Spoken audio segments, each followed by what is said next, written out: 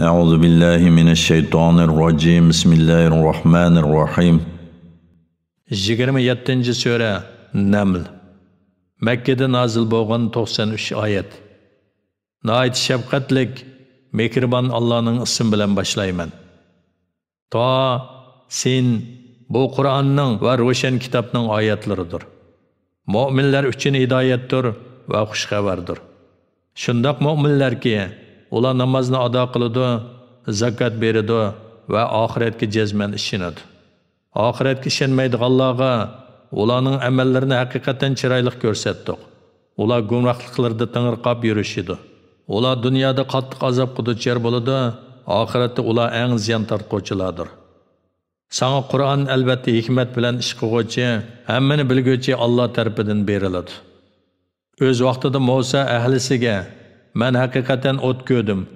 Men o'tning yeniga berib yo'l to'g'riliq bir xabar o'qib kelay yoki sizlarning isinishinglar uchun o'tdan bir cho'q ep kelay" dedi. Musa o'tning yeniga kelganda mundaq nido anglandi.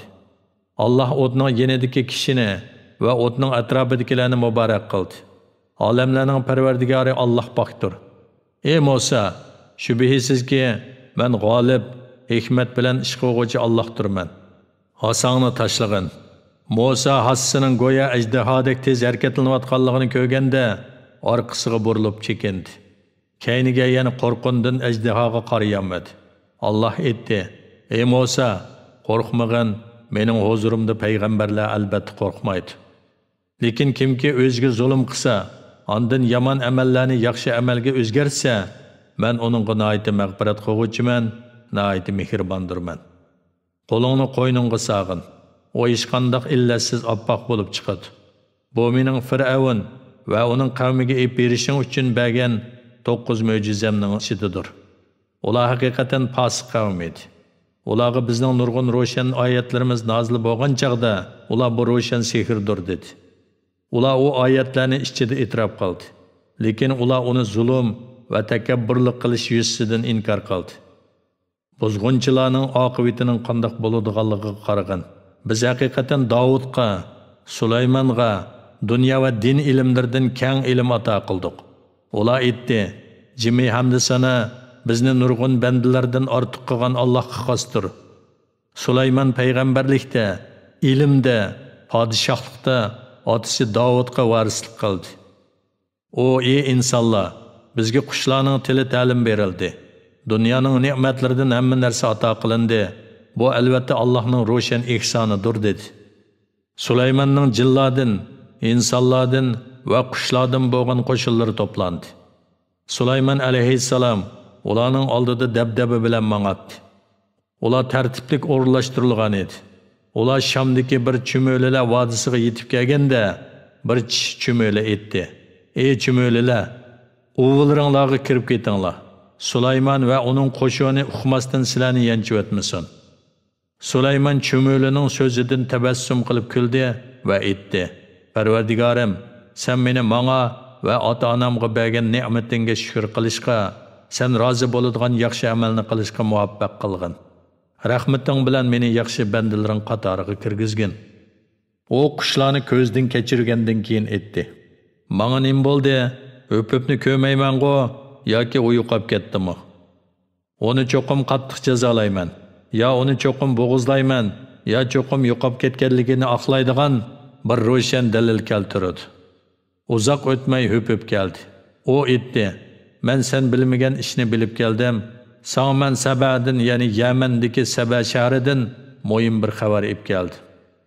Men haqiqatan ularga, ya'ni Saba aholisiga bir ayolning, ya'ni Bilqisning podshohlik qilayotganligini ko'rdim. Uningga o'ziga va saltanatiga kerakli hamma narsa berilgan ekan, o cho'ng taxtiga ega ekan. Uning va qavmining Allohni qo'yib quyoshga cho'qinayotganligini bayqadim.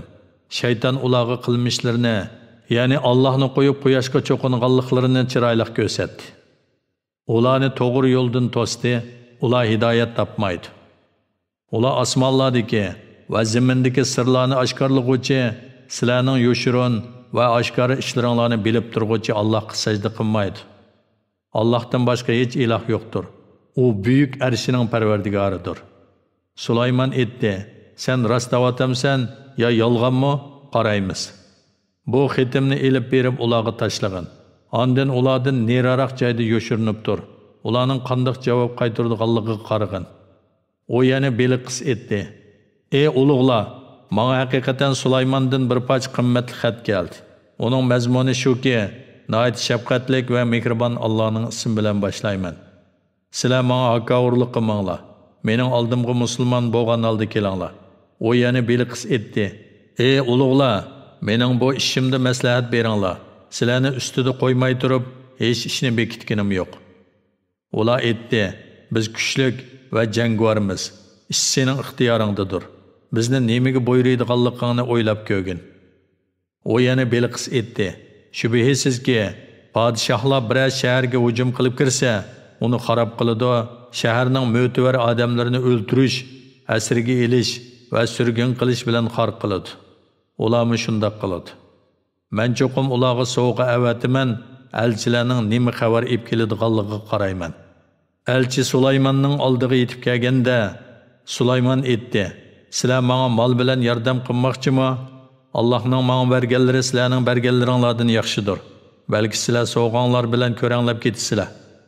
Sen qaytib ketgin, ularning ustiga ular taqobil turolmaydigan bir qo'shin bilan cho'qim boramiz. Ularni yurtidan xor, kamsitilgan holda cho'qim chiqarib etamiz."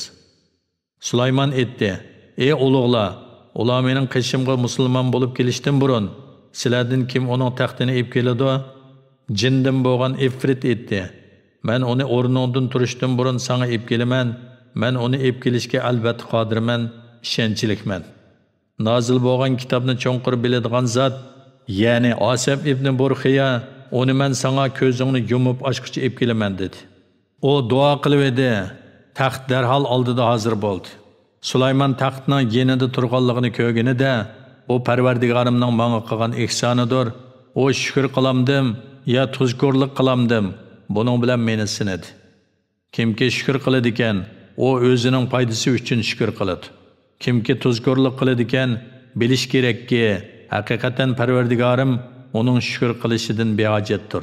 Allohning karimi kengdir" dedi. Sulaymon Belqisning yetib kelishi yaqinlashgan vaqtda uning aqlini sinash yuzasidan etdi. Uning yana Belqisning taxtining shaklini o'zgartinglar. O taxtni tonimamdi, qaraymiz. Belqis kelganda uningga "Sening taxting mushundaqmi?" deyildi. O shudek turdi dedi. Sulaymon Allohning ne'matini so'zlash yuzasidan etdi. Uningdan yana Belqisdan burun bizga Allohni va Allohning qudratini bildiradigan ilm berildi. Biz musulmon bo'ldik. Uni Allohni qo'yib cho'qingan narsalari Allohga ibodat qilishdan to'sdi. Chunki u kofir qavmdan edi. Uningga yana Belqisga saroyga kirgin deyildi. O saroyni cho'ng suv deb gumonlanib, kiyimini ko'tarib ikki pochiqini ochdi. Sulaymon aytdi: "Shubhisizki, o aynakdan yasalgan saroydir." O yana Belqis aytdi: "Parvardigorim, men haqiqatan Allohga sherik keltirib, quyoshga cho'qinish bilan o'zimga zulm qildim. Sulaymon bilan billa olamlarning Parvardigori Allohga bo'ysundim, ya'ni Sulaymonning diniga ergishib islomga kirdim. Biz haqiqatan Samudga, ya'ni Samud qabilasiga nasab jihatdan qarindishi Solihni payg'ambar qilib avatdik. Solih Allohga ibodat qilinglar dedi. Uzun o'tmay ular jidallashadigan ikki guruhga bo'linib ketdi. Solih aytdi: "Ey qavmim, sizlar nimishqa rahmatdan burun azobning kelishini tilaysizlar? Sizlar rahmatga erishishinglar uchun nimishqa Allohdan mag'firat talab qilmaysizlar?" Ular aytdi: "Bizga kelgan qahatchilik sening va sen bilan bo'lgan kishilarning shumlig'idan keldi."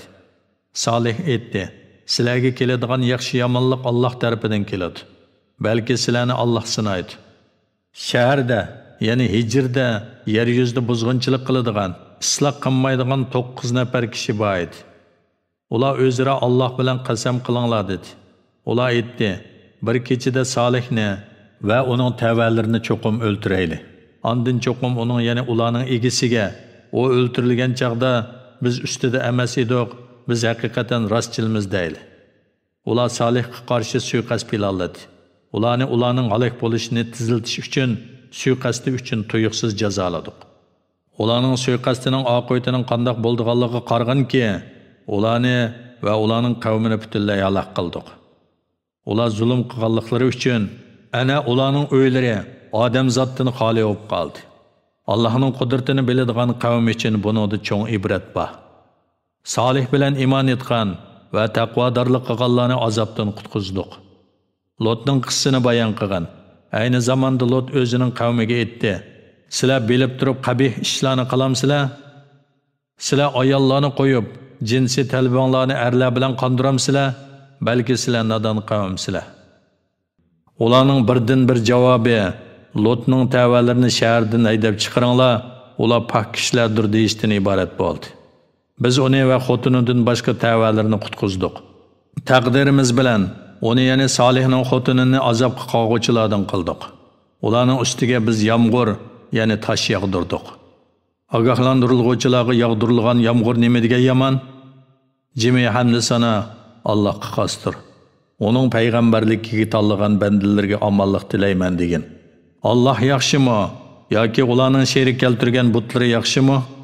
Osmonlarni va zaminni yaratgan, sizlarga bulutdan yomg'ir yog'dirib bergan, uning bilan go'zal bog'larni yetishtirib bergan kim? O bog'larning daraxtlarini o'stirish sizlarning qo'linglardan kelmaydi. Allohdan boshqa iloh bormi?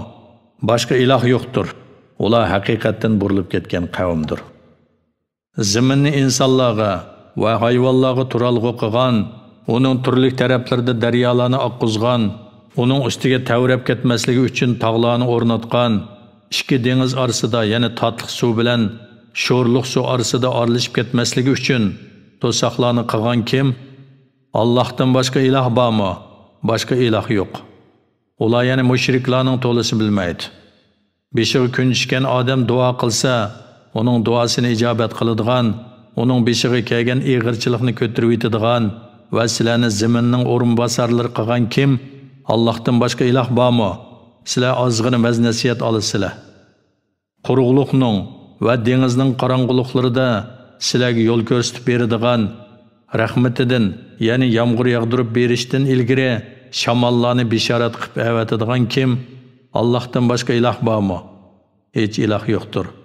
Allah ularning sherik keltirgan narsalardan pokdir. İnsonni dastlabda xalq etgan, ondan uni tirildiradigan kim? Sizlarga osmondan va zamindan rizq beradigan kim? Allohdan boshqa iloh bormi? Hech iloh yo'qdir. Aytqinki, agar da'voyinglarda rostchil bo'ladigan bo'lsanglar, dalillaringlarni keltiringlar. Allohdan bo'lak osmonlardagi va zamindagilar g'aybni bilmaydi. Ular ya'ni xaloyiq qachon tirildiganliklarini bilmaydi. Ularning oxirat to'g'risidagi ilmi pishib yetildimi? Undaq emas. Ular oxirat to'g'riliq gumondadir. Ular oxirat to'g'riliq ko'rdir. Kofirlar yana qayta tirilishni inkor qiluvchi Makka mushriklari aytdi. Biz va bizning ota-bobolarimiz to'pi bo'lib ketgandan keyin qabrlarimizdan tirilib cho'qim chiqirilamdiq. Haqiqatan bizga va ota-bobolarimizga ilgari qayta tirilish va'da qilingan edi. Bu faqat burunqilarning qissalaridir. Sen bu kuffarlarga aytqin, zaminda sayr qilinglar, gunohkorlar, ya'ni payg'ambarlarni inkor qiluvchilarning oqibatining qandoq bo'ladiganligiga qaranglar. Ularni Alloh halok qilmadimi? İlgirki kuffarlarning beshiga kelgan kun, keyingi kuffarlarning beshig'imi keladi.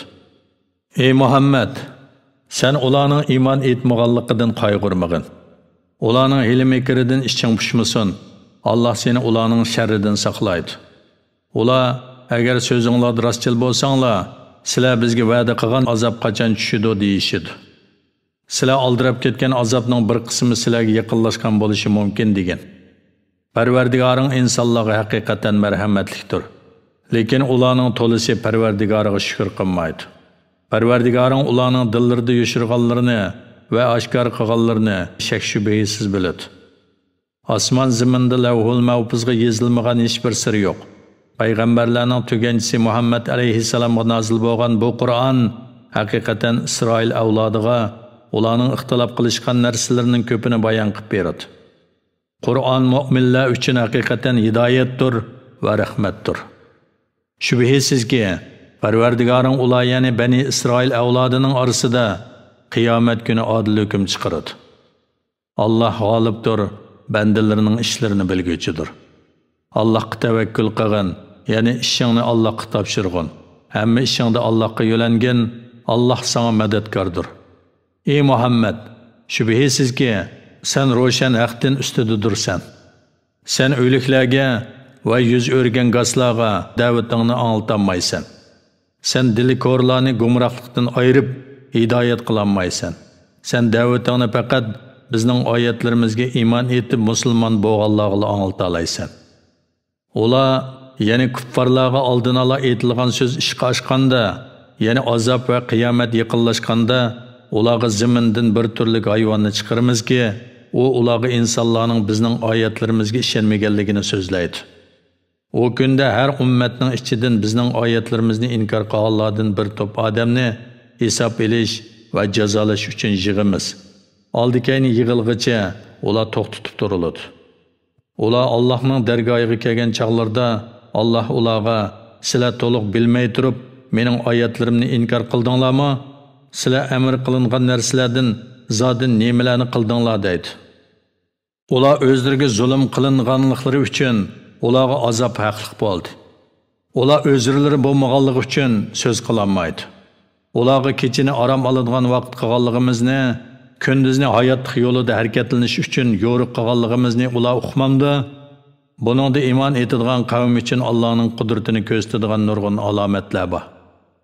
U kunda so'rchilanadi. Allah xalqlardan boshqa osmonlardagi va zimindagi hammani qo'rqinch bosadi. Hamma Allohga bo'ysungan holda keladi. Tog'larni turg'un holatda gumon qilasan. Halbuki ular bulutdek cho'gilab turadi. O hamma narsani puxta yaratgan Allohning hunuridir. Allah haqiqatan sizlarning qilmishinglardan to'liq xabardordir. Yaxshi ish qilganlar qilgan yaxshiligidan o'ndanroq mukofotga erishadi. Ular bu kunda qo'rqinchdan aman bo'ladi. Yaman ish qilganlar do'zaxga yuzi bilan tashlanadi. Sizlar faqat qilmishinglarga yarasha jazolansizlar yoki mukofotlanansizlar.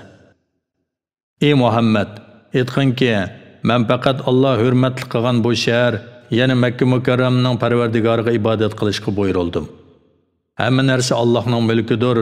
Men musulmonlardan bo'lishga, Qur'on o'qishga buyurildim.